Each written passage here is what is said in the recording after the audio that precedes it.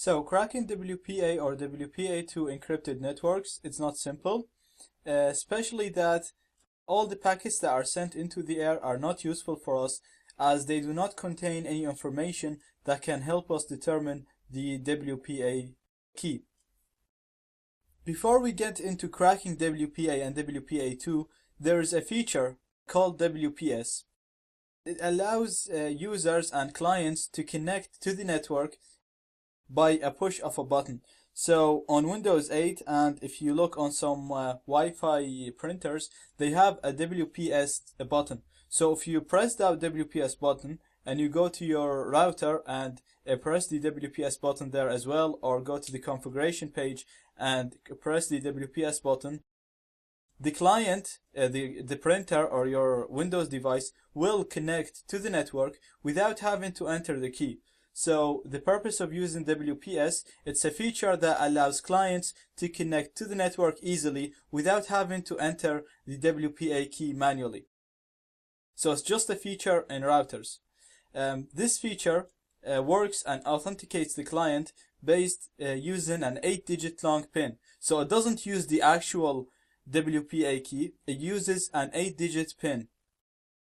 This is only digits and it's only 8 bits long, so there isn't too many possibilities for this, and if we use a brute force attack, we are guaranteed to guess this PIN.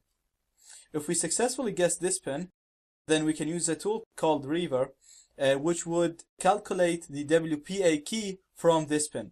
So we're going to brute force the PIN, the 8-digit long PIN. Because it's only 8 digits, we're guaranteed to be able to brute force it successfully. Once we do that, we can calculate the WPA key using Reaver. Again, this is only a feature in routers. This flaw is not in WPA or WPA2 encryption. The problem is in the WPS feature. So let's see how we do this first. To look for access points that have WPS enabled, we're going to use a tool called Wash. So I'm just going to put wash I10. So we have our test AP shown up here. That's the AP that we're going to use to crack. So this is actually running on WPA now. It's not using WIP as we saw in the previous videos. I can confirm that for you here. I'm just going to use AeroDump. This step is not important. I'm just going to use it to show you that test AP is actually using WPA encryption. It's not WEP. So as you can see here, test is using WPA encryption. Let's just go back. So these are the access points that have WPS enabled, that have the WPS feature enabled. We can see the channel, the RSSI, which is the distance between us and the access point, the WPS version, and this WPS locked. Now, some routers, when you try to brute force the WPS pin, they lock after a few failed attempts. So if you try, for example, 4 wrong pins, they're gonna lock and not accept any pins for a certain amount of time.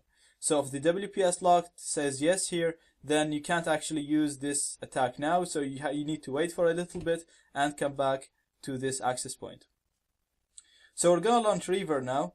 Reaver is going to brute force the WPS pin, and once it's able to find the WPS pin, it's going to work out the WPA key.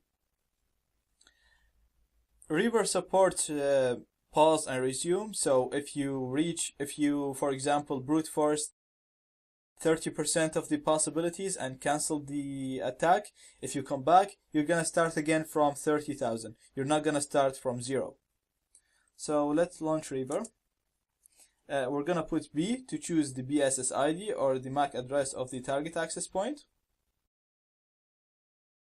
and then C to choose the channel, which is 11, and then I and choose the Wi-Fi card with monitor mode, and that's 10.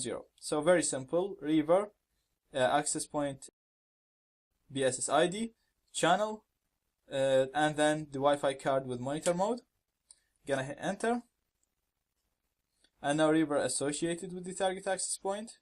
It tried to determine the WPS pin. Now I have an easy pin, which is 1, 2, 3, 4, 5, 6, 7, 0. And from that, it was able to calculate my WPA key. So that's the WPA key, UAU RWS XR.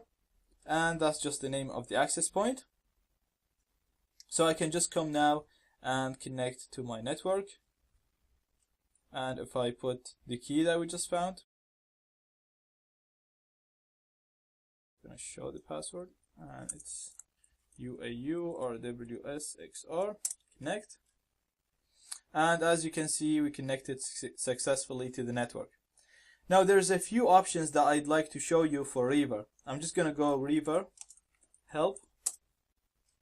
And that's all the options that you can use with Reaver.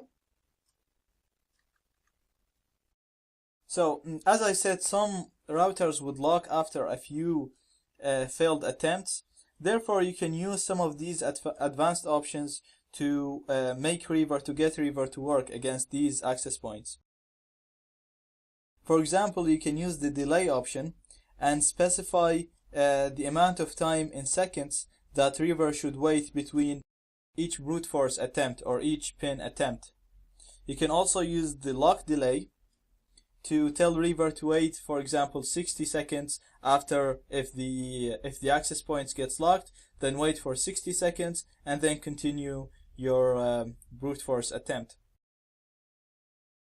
You can use the fail wait as well to set the time that Reaver should wait after 10 failed attempts. You can use the OR option to tell Reaver to sleep after a certain amount, to sleep for a certain amount of seconds after a certain number of tries. You can set up the timeout.